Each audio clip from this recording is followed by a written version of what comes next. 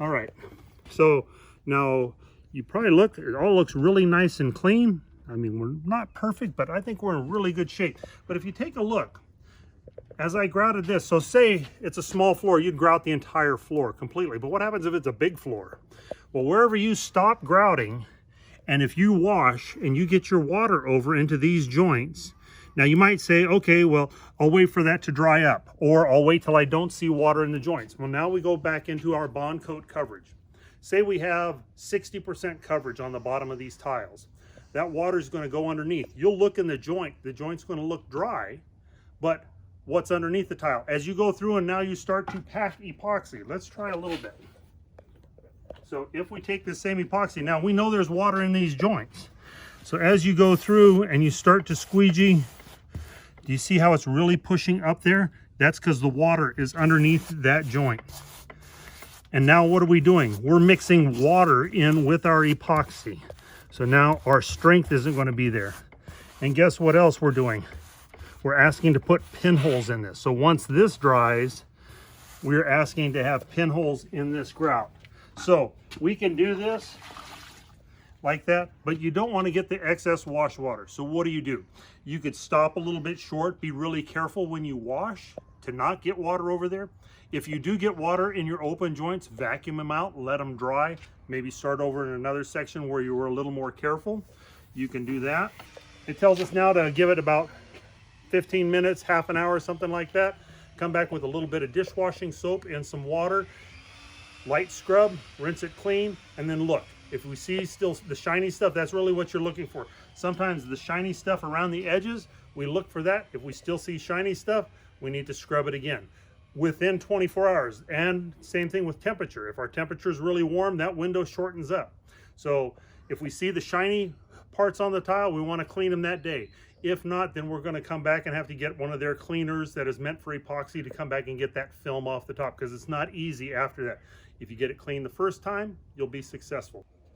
All right, so we've given it its 15 minutes, half an hour or so, and now let's see how we've done. As you come on in here, if we look real close, we can still see some shiny areas there, maybe a little bit right here. We see we've left our baccarat in, we've got our epoxy there. We still need to get that cleaned up. Come on over here to this far side here. Remember we talked about the problems with water being in before we grout. There, right back here is another one. There's another one. That's what happens. And even also here, if you look right here, if you can see, there's a low, all of these joints are low. That's because of water being in them. And as far as the floor looks, if you come here at this angle here, you should be able to see a good shine there. So that's the epoxy film left, and that's always our headache at the end of a job. How do we get rid of that? So they've told us to go through, mix a little bit of soapy water up, scrub it, clean it up, do that. So here's our baccarat. This is what we've done now. We're going to come through here. We'll just peel our baccarat out. Guess what? We're really nice and clean in there now. Just a little bit of cleanup on the edge, which we'll do with our second wash. So I've got some of that soapy water. Once again, don't be shy with soapy water. Now you know where the shiny spots were at. Just go ahead and clean the whole thing. Try to get every little bit out here. You want to go through, make sure you get the edges of that nice and clean. All right, so now we've got these all scrubbed up. One other point, so I'm going to drag this clean, but we've had this lid here. What do we use the lids for? If you're doing a little floor like this and you can stay off of it, that's fine. But if you got to get back up on top of this, if I was to get on top of this with, say, some knee pads or soft knee pads, I'm going to dent and divot these joints. If you take your lids, you put one under each knee, one under each toe, you're able to slide around on the floor without damaging your grout joints as you're doing it. So that's how the lids of your epoxy help you. Now we've scrubbed it. We're going to come back in for one final drag, nice and clean.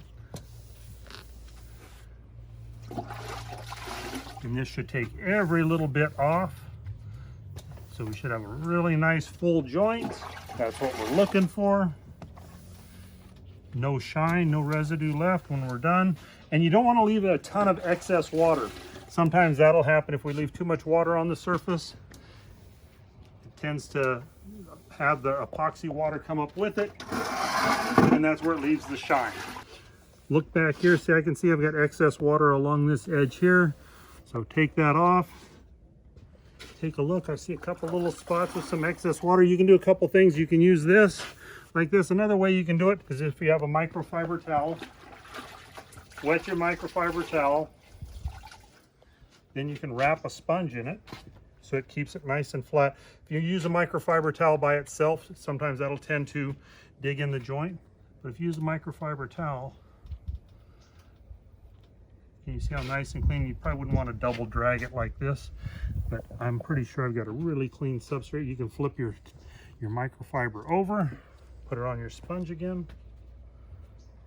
So if you get it dry, nice and dry, you don't have any excess water sitting there, you should end up with the surface without any shiny spots when you're done. So now as you take a look across that, you can see the wet spots that are left, but do we see the same shiny spots? Boy, I think that looks pretty good. And if that's my quarry tile floor that I've done, I'm happy with it. So there's some tips and techniques to help make grouting epoxy easier. You have different things that you can do for walls. You can use like a small sprayer to spray the water on the wall, because if you're trying to take your water from your bucket and you're going up the wall with it, it's running down your arm. If you've done that for a day or two, having epoxy water run down your arm, you're not a happy person. So those are some tips, same thing, but the same basic principles will apply to a wall as to a floor. So hopefully these tips have helped you not hate epoxy, but actually enjoy grouting epoxy and giving your customers a really good looking job at the end. Thanks everyone.